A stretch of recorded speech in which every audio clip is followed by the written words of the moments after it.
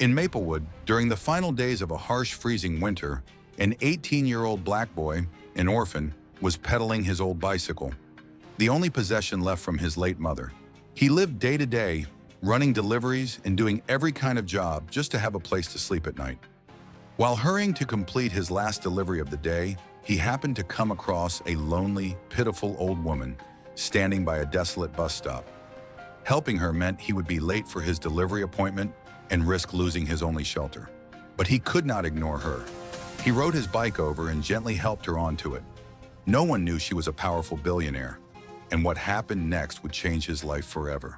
The night wind began to blow, bitterly cold, biting through skin and flesh, slipping into every ear canal, sliding down the neck no matter how tightly his coat was buttoned. In a quiet, hidden corner of the town, where sparse trees stood still in the dark, faint flickering light came from trembling street lamps. The old abandoned bus stop lay at the end of a cracked sidewalk road, neglected by all. Passersby hurried past, some dragging tattered grocery bags, some glued to their phone screens, some just hoping to get home before darkness swallowed the town whole. But no one noticed the old woman. A middle-aged man walked by, glanced back at Andre with a scrutinizing look, then quietly said to his friend, "Look, it's that black kid again. What trouble is he causing now?" A woman carrying a large handbag glared at Andre from head to toe, then bent down to whisper to her daughter, "Watch out, don't let him near your stuff." A group of youths near a cafe sneered, pointing at the boy. "Look at that beat-up bike he's riding, probably a thief or a beggar again." Andre suppressed the suffocating feeling inside when he met their suspicious eyes and words like invisible needles. But he couldn't stop. Passers-by quickened their pace. No one stopped to look at the lonely old woman, nor paid attention to him. A black boy in ragged clothes with a battered bike. Perhaps to them, his presence was obvious, unworthy of concern, even a nuisance. A man standing not far away looked at Andre, then whispered to his friend with suspicion, "Why let that black kid touch her? Who knows what he's up to?" An elderly woman whispered to the person beside her, her eyes full of worry. "Very dangerous. She's old and has to rely on people like that." These words and looks made the air around the bus stop colder than the winter's chill. The solitary old woman wore a faded beige wool sweater, worn thin with age. Her white hair peeked out from a walnut-colored scarf, once as shiny as snow. Her small trembling hands tightly held a worn leather bag. She watched every passing vehicle, hoping to find the destined one. Her lips trembled, murmuring about bus line number 12 and a strange road not belonging to this place. She stepped toward the curb, then stepped back, her face blurred with confusion and anxiety. Not far away, Andre, a young man, stopped by the roadside, drinking water from a dented metal bottle. He was thin and gaunt from hunger and cold, wearing a faded old coat after many winters, his shoes worn and tattered as if ready to fall apart. The old bike leaned against the backrest, its chain rusty, pedals creaking, the rear rack so flimsy it looked ready to collapse with one strong push. It was the last keepsake from his mother, the only means that helped him survive. Rushing everywhere delivering food, medicine, and small items people needed. The meager pay was barely enough to get by, but Andre worked tirelessly, quietly, with a steely determination. That evening was the last delivery before 8 p.m. If completed, he would have enough money to pay the week's rent. If not, the landlord had warned the door would be shut tight by morning, and he would be out in the freezing night. As Andre opened the door of the boarding room and stepped into the hallway, a neighbor man standing and smoking turned to look at him with a scornful gaze and muttered, "Here's that black kid again. No idea what mess he'll cause today." An elderly woman sitting nearby sighed and told her daughter, "Don't play with him, okay? Who knows what trouble he brings to this neighborhood?" Andre tried to ignore those words, but his heart ached deeply, heavy with the long journey ahead. As he was about to leave, his eyes accidentally caught the silhouette of the old woman near the bus stop. Something made him pause. It wasn't the look of a usual person waiting for a bus, but loneliness, alienation, and hidden fear. She glanced around, then looked down at her feet as if they did not belong here. She muttered something, took a half step, then stopped. Andre hesitated. In his heart, the ticking clock raced. Every second was precious. The difference between staying warm in the small room or sleeping out in the cold. But the cold wind carried her words close, her voice trembling, weak, full of fear. Willow Lane, or Garden, is that bus number 12? Those words fell like withered leaves, unheard by anyone nearby. For some reason, he moved closer, pushing his thin bike. "Ma'am, are you okay?" he asked, his voice gentle, afraid to startle her. She blinked at him as if seeing a faint memory. "I'm trying to get home," she said sadly and confused, "but I think I missed my bus, or they left me behind." Her small laugh sounded like breaking glass. Andre nodded slowly. "Where do you live? I'll help you get there." She rummaged through her worn bag. Trembling fingers pulled out a handkerchief that fell to the ground. A lipstick with no cap, some loose change, a shirt button, and an old bus transfer ticket from 2 days ago, but no specific address. Andre's heart tightened as his eyes caught a tiny object, a delicate silver chain around her neck, with an oval pendant dull against her coat. He leaned closer, squinting to see better.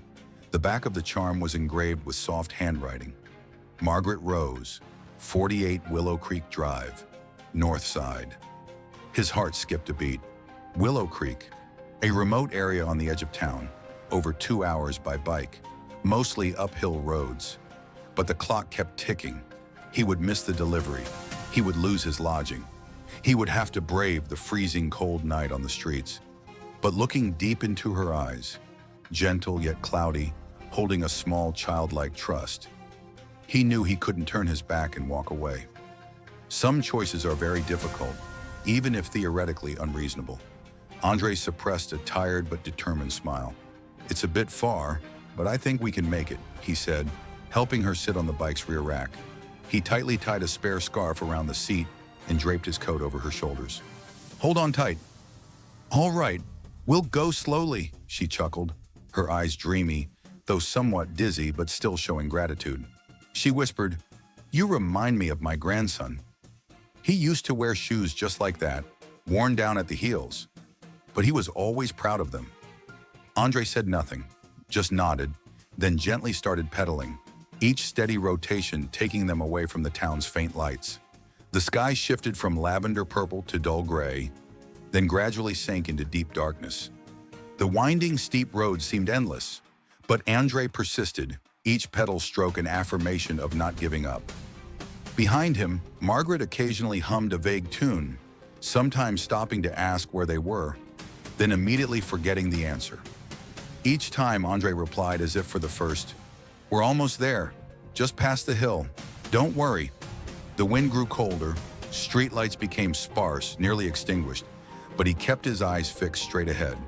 They passed frost-covered fields, crossed old wooden bridges lit only by faint moonlight. They paused for a moment so Margaret could catch her breath. Andre spent his last coins to buy her a cup of hot tea at a deserted roadside gas station, but she insisted he take the first sip. "You need it more," she said solemnly but warmly, reminding Andre of his mother's gentle voice. When the gate of 48 Willow Creek finally appeared, the white fence paint peeling, ivy wrapped around rusty iron bars, the clock was nearly 9:30 p.m. Andre's thighs ached, his hands numb. But inside he felt somewhat relieved. He knocked once, then again. After a few minutes, an elderly man in a house robe opened the door, his face shifting from shock to disbelief upon seeing the old woman following Andre. "Ms. Eland, where have you been? We've called every hospital." Margaret looked around, then smiled dreamily. "I was just out for a walk, or a bike ride maybe." She turned to Andre, her gaze warm. The man muttered thanks to him, voice trembling. "Come in, warm up, have something to eat. We'll take you home." But Andre tiredly shook his head, smiling wearily. "No need, sir. I should get back before it gets colder." He wrote his phone number on a torn piece of paper and handed it over in case she needed help. Then he mounted his bike and pedaled off into the darkness, unaware that his lodging would be locked, his bed replaced by a storage room floor, and that his life was entering a new turbulent chapter. Back at the town's edge, streetlights were so sparse they nearly went out, the warmth from the hot tea long gone from Andre's stiff hands. Every pothole rattled through the handlebars, sending deep aches to his bones, but he did not complain. The ride home was quieter. lonelier than ever. No warm voice behind him, no familiar weight to lean on, only the whistling wind through leafless trees, signaling a relentless winter. The air was thick with the smell of wood smoke, cold metal, and a deep, bitter tang lingering in the town's breath after 9 p.m. Andre silently pedaled his old bicycle to the small two-story boarding house with peeling paint and a porch light that had never once been turned on.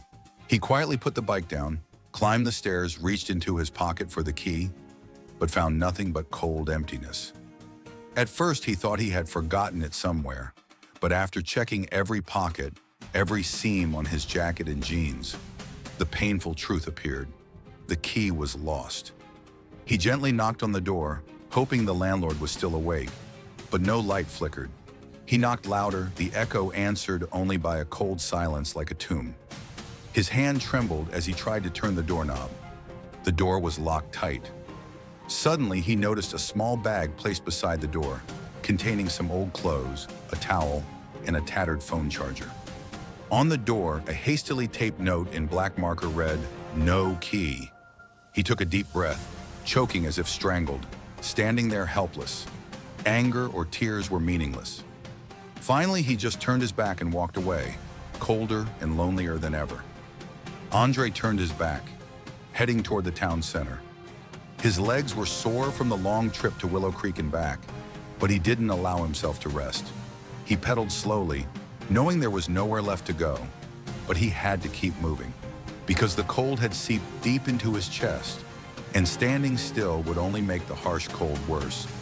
Near midnight, as he passed the alley behind Smith's Market, where he often helped stack goods in exchange for old bread and some change, the store owner, Mr. Smith, a middle-aged man with a rough appearance but a warm heart, was waiting there. A customer near the counter glanced at Andre with a scrutinizing look and whispered to the person beside him, "That black kid's in here again. Hope he doesn't cause trouble." A young man sitting outside holding a can of soda looked at Andre with disdain and muttered, "This kind has no future, just knows how to bother people." Mr. Smith looked at Andre, his eyes mixed with sympathy and worry, knowing those words, though quiet, weighed heavily on the boy. "Can't pay rent, huh?" he asked directly.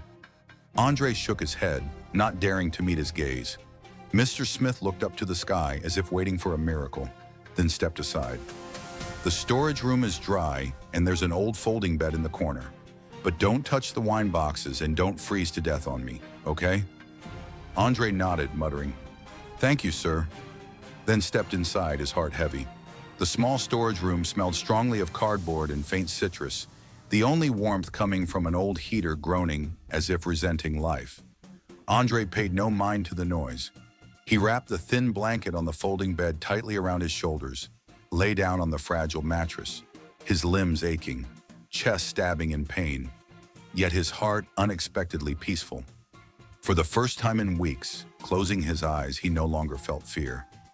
There was something strange about today's journey, the warm hand of Mrs. Margaret resting on his shoulder, her chuckling laughter echoing in the dark, making the cold, sharp world outside seem much less harsh.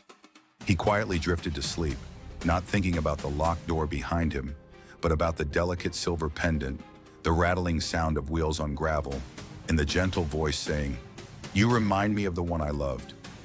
Outside, the wind whipped against the store's walls with a howling sound. But inside the small storage room, Andre slept soundly, unaware that miles away, a woman sat by the kitchen window, her eyes wide open and clearer than ever before. She clutched the coat she wore that day tightly, holding a crumpled receipt with scribbled numbers, written in smeared blue ink. Margaret Rose, no longer lost amidst the dense fog, stared intently at the paper as if it were her last hope. She whispered his name, like a fervent prayer, the first warm words she had spoken to the quiet house in many years. Dawn came slowly, pale and shy, as if even the sky was unsure whether it should awaken. Faint light spilled into the room behind Smith's Market, filtering through a frost-covered window frame, casting over the small figure of Andre curled beneath a thin blanket. Cold slipped through the cracks of the old window frame, seeping deep into every bone, but he did not move. It was not yet time. His body ached and throbbed from the long night spent on the stiff folding bed, but the heaviest burden was the weight pressing on his chest. Not from physical exhaustion, but from too many days spent balancing between life and death on a fragile thread.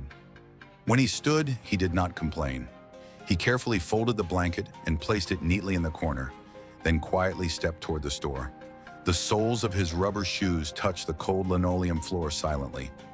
Mr. Smith was there as usual, opening the door with the steady routine of one who has lived long, knowing that consistency is the only remaining faith. He hissed softly upon seeing Andre, then quickly pushed a banana and a steaming cup of coffee toward him. No words were spoken, only a silent understanding, a feeling no words could convey. Andre took the banana, smiled quietly in thanks, slowly peeled it, and stood by the window watching the town awaken. Steam rose from the hoods of old cars parked along the street. Children shuffled on the sidewalk, clutching their backpacks tightly with trembling hands. In the distance, dogs barked and then fell silent. It was an ordinary day, just like any other, until a sleek black car stopped outside. The car did not belong to these streets. It was too new, too shiny, and suspiciously quiet, gliding onto the curb like a summoned ghost. The man who stepped out was tall, thin, wearing a pristine, expensive coat without a stain, shoes polished without a trace of time or hardship. His steps were slow, deliberate, and full of authority. He glanced at the paper in his hand, then looked through the store window, his gaze settling on Andre as if he had known he would be there. When the doorbell rang, the man entered, and the space seemed to contract around him. "Excuse me," his voice was smooth but weighted. "I am here looking for someone named Andre." Andre turned away from the window, stood still for a moment, then answered cautiously, "That's me." The man's eyes softened, shining with relief. "Mrs. Margaret Rose sent me. She has recalled everything and wanted to send her thanks to you. She especially emphasized that." Mr. Smith paused his coffee, said nothing further, his eyes briefly curious. Andre looked at the man, then down at the crumpled receipt in his hand. The handwriting Andre wrote, the phone number hurriedly jotted that night. What had started as a lifeline was now a bridge of hope. The man introducing himself as Thomas nodded toward the luxury car parked outside the door. "Mrs. Margaret is waiting, if you agree." Andre hesitated, his eyes flickering with fear and self-doubt. He thought of the lavish house, not his own, like bare feet on a cold floor. He was just a poor delivery boy, with no family or support. He had done the right thing, yet now he was being pushed into a completely unfamiliar world. "I just wanted to make sure she got home safely," he said softly but firmly. "That's all." Thomas looked at him silently for a moment, neither pressing nor angry. "But she believes you gave her more than just a way home. She says you helped her find herself again. She really wants to meet you in person." Andre glanced at Mr. Smith, who casually shrugged, hiding a deep concern. "Go ahead. He'll always be here if you need." Sighing as if to shake off the weight on his chest, Andre nodded and followed Thomas outside. The journey to Willow Creek under the dawn light became incredibly surreal. Massive ancient trees, misty hills at early dawn, stood still like sentries guarding the secret forest of the previous night. The turns seemed shorter, the hills less steep than before, but Andre still etched every stretch of road, every stone, every incline deeply in his memory and his feet. When they arrived at Grand White House, it no longer looked like a memorial, but felt familiar and warm, like a memory stained by time. Thomas led him through a side door into a sunlit room filled with old books and a quiet, warm atmosphere. Sitting by the window, Margaret was no longer the lost and vague woman from last night, but a completely different image. Her eyes were sharp, hair neatly tied, her face breaking into a wide smile like a deep longing spilling over distant mountains. "It's you," she breathed, her voice trembling, full of sincerity. "You brought me home." She reached out and took his hand, holding it firmly but without pain, gently as if to convey warmth and trust. "I remember every detail, every street, every word. You didn't treat me like a stranger. You made me feel safe." Andre bowed his head, unsure how to respond to such great praise when he had only done a simple thing anyone could do. But Margaret was not finished. She leaned forward, her eyes staring deeply into his as if probing his soul. I don't know your story, but I want to hear it. And if you have nowhere to turn, I would be honored to invite you to stay here. Not just for one night, but longer if you agree. This house has many rooms, but it lacks the warmth of kindness. Will you help change that? Andre blinked, surprised by the unexpected offer. That is a great generosity, but there is still something in me that cannot accept it. He stepped back a pace, his voice low but certain. What I did, I expect nothing in return. I just want her to be safe, that is enough. Margaret's eyes never left him for a second. And that, she whispered, is why I want you to stay. The silence between them stretched, gentle but full of doubt, a feeling neither could name. Though Andre would return to the store that night, sleep in the cold storage room, wake in the old chill, one thing had changed. He had been accepted, not for his lacks, but for the quiet, persistent light from someone always present, though unnoticed. Away from the sunlit room, Margaret sat with a less lonely heart, preparing for tomorrow, when she would continue her invitation.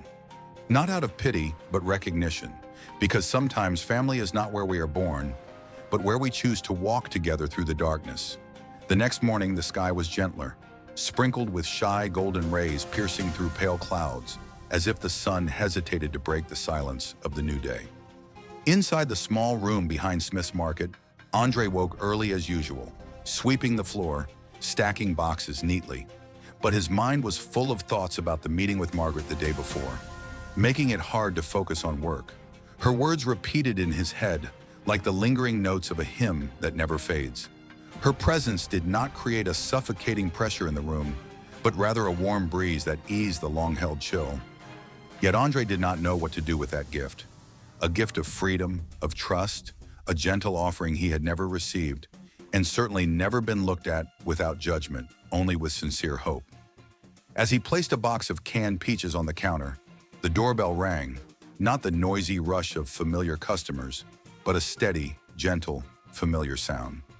He looked up, and there she was again.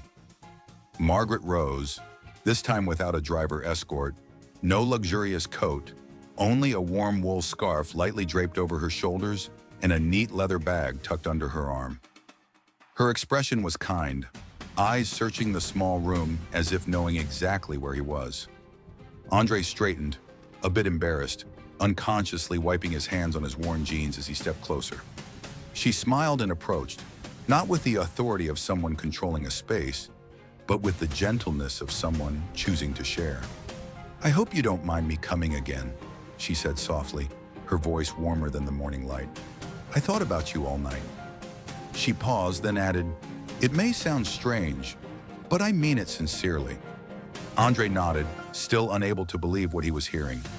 She looked around the small storeroom, then leaned closer to Andre as if the words were meant only for the private space between them. "I have lived in that big house for a long time," she began, her voice low with a hint of wistfulness. "And it has never been as peaceful as this morning, even after my husband passed, even after my grandson." She stopped, took a deep breath, her eyes filled with sadness. "You remind me of him, you know? His sincerity, kind eyes, and how he listened more than he spoke. And when you helped me that night, not asking anything, expecting no reward, something in me awakened after years of sleep. Something I thought was lost forever." Andre looked down, fingers slightly curling on the edge of the counter, hiding his embarrassment. Margaret slowly pulled out a carefully folded piece of paper, shaky handwriting, clear on thick paper. "This is not a contract," she said, her voice warm but firm. "Nor is it an agreement or a promise. It's simply an invitation. I have a house with too many rooms and too few reasons to keep them locked." She looked directly into his eyes, slowly unfolding the paper. It was an offer to stay in the mansion, along with a modest monthly stipend, and below, in softer handwriting, a promise. "We will help you return to school if you wish." Time seemed to pause.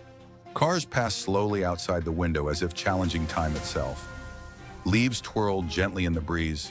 The town carried on as usual, unaware that right in this small corner, something important was quietly changing. Finally, Andre looked up, his eyes no longer filled with fear, but with determination. "I would very much like that," he said firmly. "I accept." And so he did. That afternoon, Thomas came to pick him up in a car that lacked any formal grandeur, simply because Margaret didn't want him to pedal his creaky old bike up the challenging long hill anymore. He packed a few things in his backpack, said goodbye to Mr. Smith, who just nodded and handed him a paper bag with a sandwich, murmuring, "It's time." Then he sat in the back seat, where a faint scent of pine mixed gently with spreading hope. Life in the mansion was not dazzling or glamorous, but truly peaceful and warm. Andre was given a sunlit room overlooking a lush garden, along with a flexible schedule allowing him to rest, read books, and within a month, he returned to school thanks to a scholarship fund Margaret quietly established in his name. She never boasted about his story, never treated him as a special project or charity case. Instead, she gently integrated him into daily life. Morning walks in the greenhouse, conversations over warm tea, and weekends filled with ideas of what they could do together, with the time and resources they shared. Together, they built what Margaret had once dreamed of, but never could achieve alone. A small fund called the Willow Light Fund, named after the street she could no longer clearly remember, and the kindness that never fades. The fund's mission was simple but profound: to support young people full of potential but without clear paths, to protect the elderly who are forgotten and isolated by society, and to send a powerful message that dignity and care are not privileges or luxuries, but basic rights every human is born with. Andre not only helped build the fund's first programs, but also met with advisors, worked part-time at the community center the fund revived, and occasionally still pedaled his old bicycle back to Maplewood. Not out of obligation, but as a way to keep his connection to his starting point, remembering that even a small act of kindness can generate and spread strength when given selflessly. Every time he passed the old bus stop where it all began, he would slow down, look up at the vast sky, then smile softly. Because sometimes it's not you who finds home, but home that finds you. And sometimes the only thing needed to change your life is to dare to stop. Look straight into someone's eyes and take a step beyond what you ever thought possible.